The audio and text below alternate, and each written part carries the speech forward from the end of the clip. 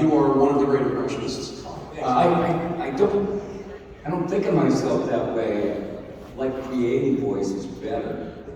Yeah. Well, I think your talent with impressions is one of the things that, I mean, a lot of your voices have some of the DNA of different voices that we know. But then, you know, one of the things that I studied, you were, I think, the most prolific animation voice actor voicing Richard Nixon. And a friend of mine did a podcast, you must remember this, and she was looking for somebody to revoice a Nixon speech that she didn't have good audio of. And so I listened to probably more audio of you doing Richard Nixon's voice than just about anything else. well, all you have to do is go to the Nixon library. Because I'll start at the beginning of this stupid story. Let's see. When I was a kid, John F. Kennedy and Richard M. Nixon were going head to head for president. It was like 1961. And we were watching it on television. It was the first televised presidential debate ever. I mean, that's how far back I go. And we're watching it, and Kennedy looks like a game show host, you know? He's got beautiful buttered toast hair, and a bright smile, and, you know, and he looked perfect. And then they cut to Nixon, and Kennedy's people told the staff, the technicians, do extreme close-ups on Nixon. You can see like the hairs growing out of his pores, you know, and he was getting this 5 o'clock shadow at like 1 o'clock. And I said to my Mom, he looks like he's gonna turn into a werewolf. And he was like, I want to be president.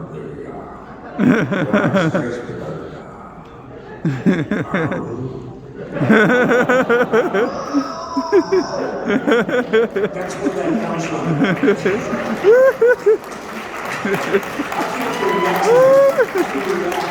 But, you know, the writers said to me, so when you do a Nixon, why do you do that our rules thing at the end? I said, you don't like it? And they go, no, we just don't know why. So I had to always explain it. But when I was 18, that bastard drafted me. And I was ready, my draft lottery number was 30, I was ready to go in. And let's see, you know, cut to the future, I never went in, I had the flattest feet in the world, and I truly had hypertension. I know guys that were drinking gallons of salt water to fake hypertension, and, you know, have a limp hand, and go in, they say, well, looks like you're out. And they throw a pen at him, he's like, oh yeah, it was a carnival. So anyway, to this very day, in the Nixon library, there is a continuous loop of all the Nixon shit that I did on Futurama. I won.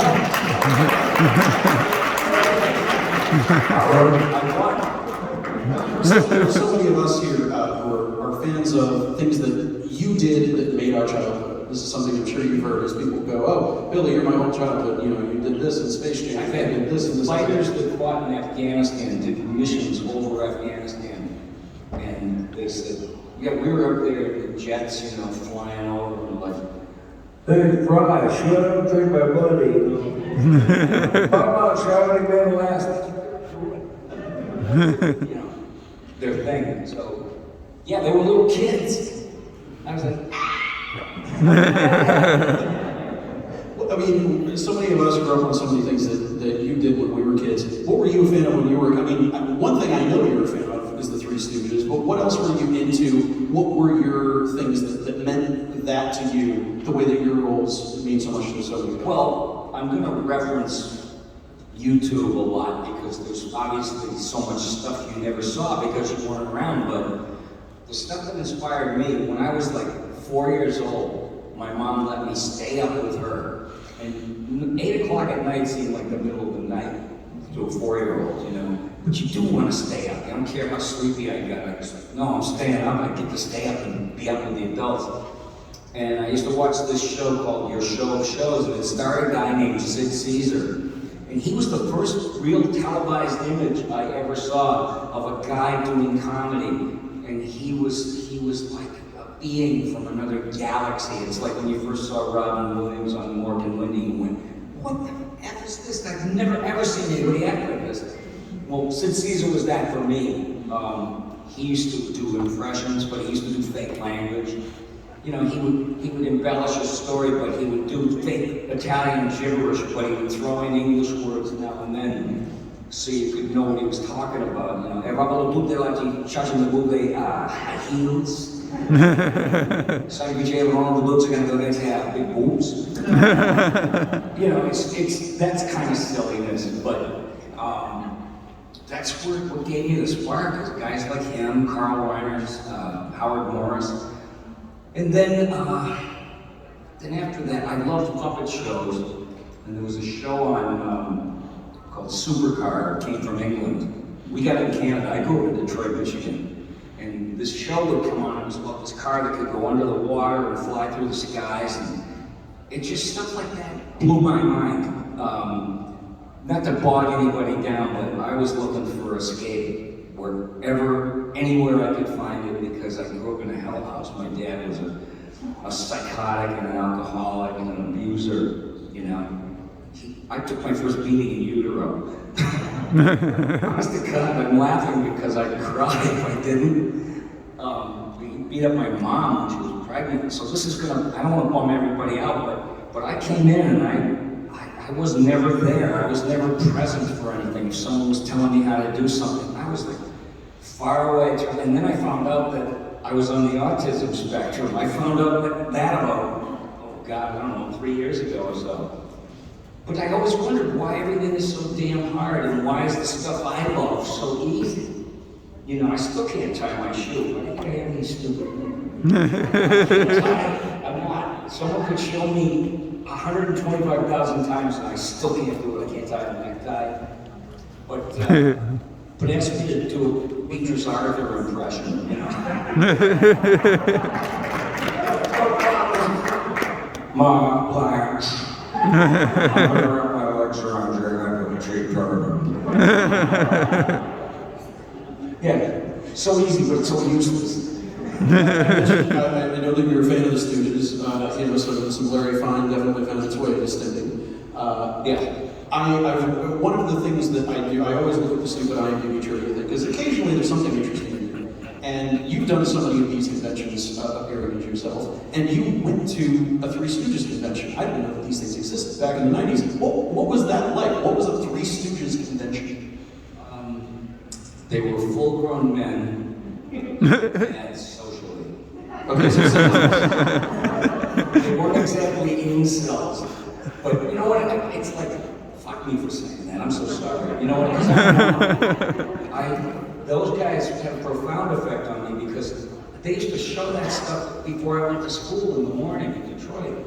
I went to school with a head full of, you know, hey Mo, I pissed on my shoe. You know, I went to school with that, and I hated academics, I hated school, I couldn't get with it. But I was going to school with a head full of how to do comedy and how to act. So it was not as useless. Everybody said, how can you stand those awful men? You know, women especially hated the Stooges, and then I grew up and I met a woman that loved the Stooges, so I married her. I said, thank you. I mentioned that you spent some time living in Boston in your youth. You know, hopefully you have fond memories of growing up here. No. Just the city. No, it might be cool to be a nerd now, but it wasn't 55 years ago. To chase you home, blind you, teaching you different. No, honestly, it was horrifying. You know, I had about 1.5 friends. I found some kid across town. I don't know how I found my way to him. It was like divination, but he had comic books. And I had some. And that's the way it was. You know, you were just a kook if you read comic books. I never cracked a book in school. I grew up pretty smart because I just kept my eyes and ears open, but you know, I hated it so much. I used to get sick every day thinking about going there. I used to count the days down how old I would be in like 2000. You know, and I think it was, I was in 48 in 2000. And I counted every day, one more day closer to getting out of this life. You know, I couldn't wait to grow up so I could just get the hell out. You mentioned comic books. I'd be remiss if I didn't ask. What were your comic book go-tos? What did you love reading when you were a kid? Oh, probably, let's see, Marvel was real interesting. I had comic books that people would commit suicide for. Honestly, I had the secret origins of all of them. I had Captain America, the rebirth of Captain America in the comic books. He was like in a bar of ice floating down, you know, and the Avengers were in like a submarine or something and found him. And then there was this giant Ant-Man. Does anybody know what that is? I never could figure it out. Who is this guy? Was he? Was he Ant-Man? Okay. Oh, okay, so everybody knows about that, except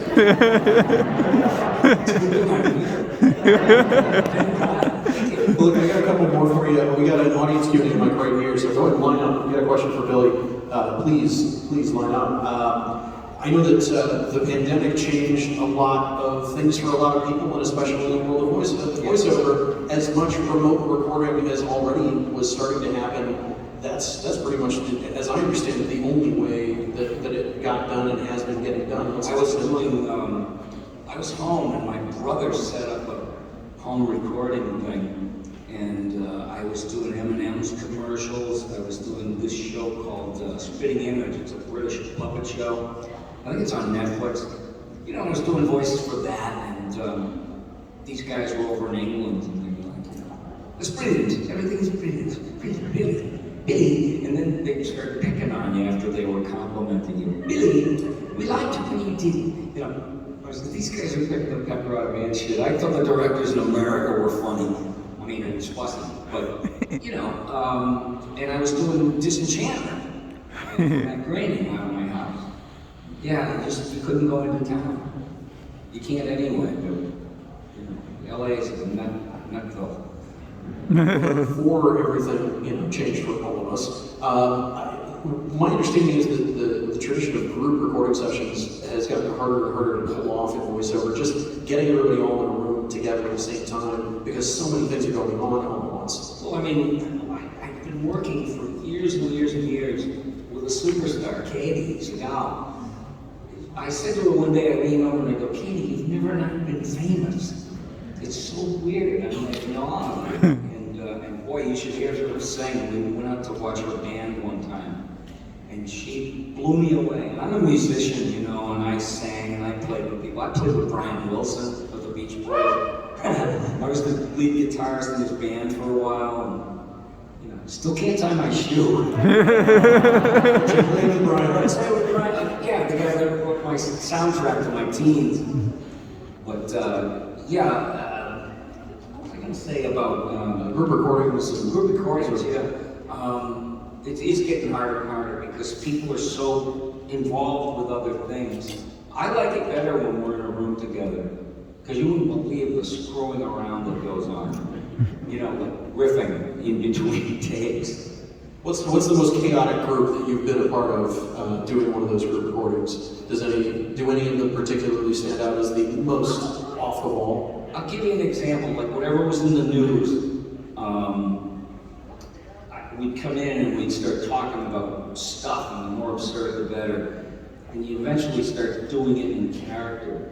And we found out that not only does Zap Brannigan look like Trump, but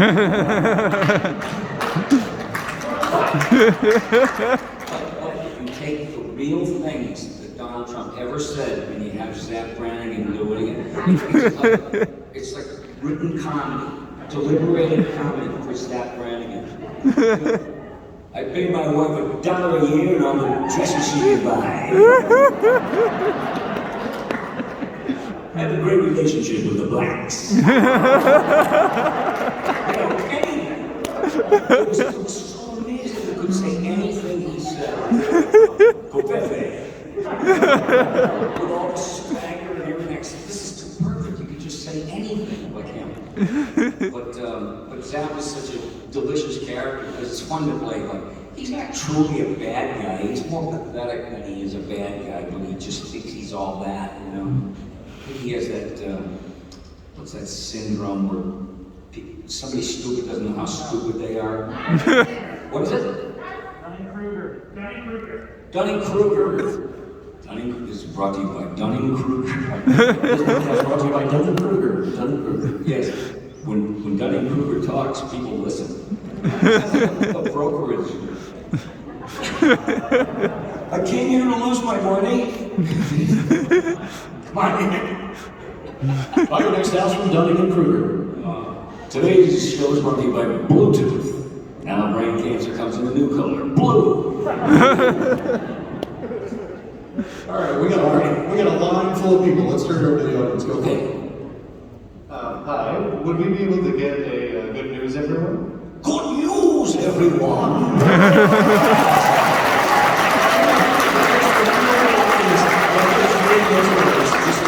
Just saying it's good news, but one time we ran out of good newses, so he just said, "Good news, everyone. Bad news."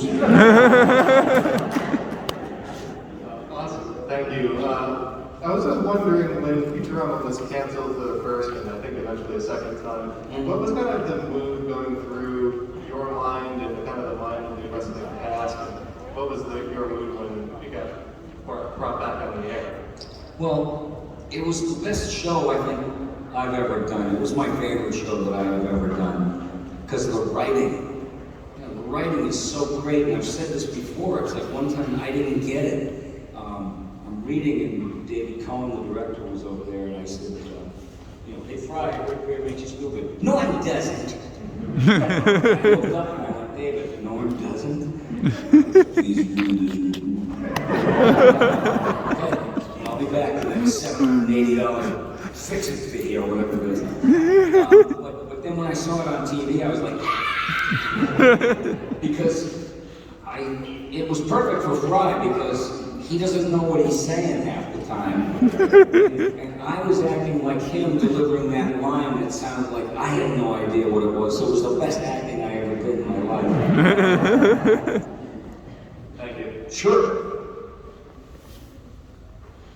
I just want to say, first of all, that I'm a big fan of Futurama. It's my favorite show. I just want to know, out of all the characters on Futurama, who was the most fun to voice?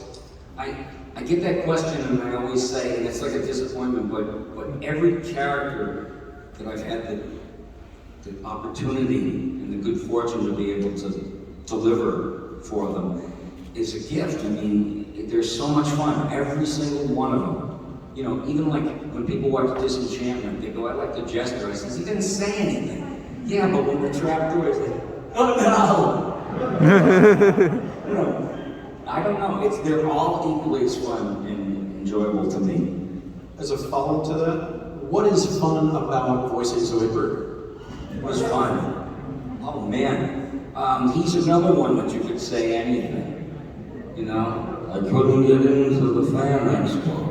I couldn't get in. I think the funniest part about him is that he's a doctor and he's poor.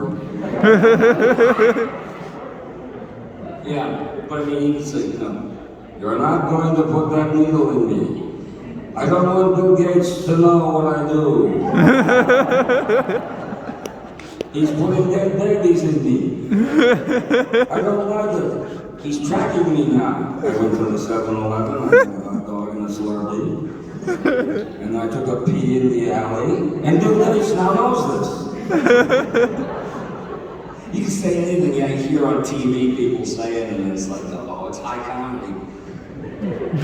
That's the funny part about it. Plus he has all those Yiddishisms, like, he'll lean in and something's going on, he wants to know what it is, he'll go, "No." That's his Yiddishism. Hi there. Like you, I'm a huge Stooges fan, so I have to know, what is your favorite physical gag from any of them? The ones that weren't meant to be funny. You know what it is? It's like if you were a Stooge glutton like me, you watched everything over and over again, and you kept looking for something new to enjoy about it. So, let's see. Yeah, I mean, everybody could do Mo and everybody could do Curly, but nobody gave a damn about Larry. So I began to watch the corners of the picture when the episode was on, just to see what he was doing. And it's a riot. He's not doing anything. except chewing up scenery. And to me, that is hysterically funny. It wasn't even meant to be noticed, but they're brushing a horse, you know, and the tail keeps flying over the horse's face. There's a kind of brick to it. You know, and Larry, the one shot that they got was him not even paying attention, just looking over like nothing. And then the next edit, he's like going, it used to kill me. All the stuff that wasn't meant to be funny was just the greatest to me. Thank you. I like periphery, you know, can you tell? Hello, I'm in the Nickelodeon Ducks.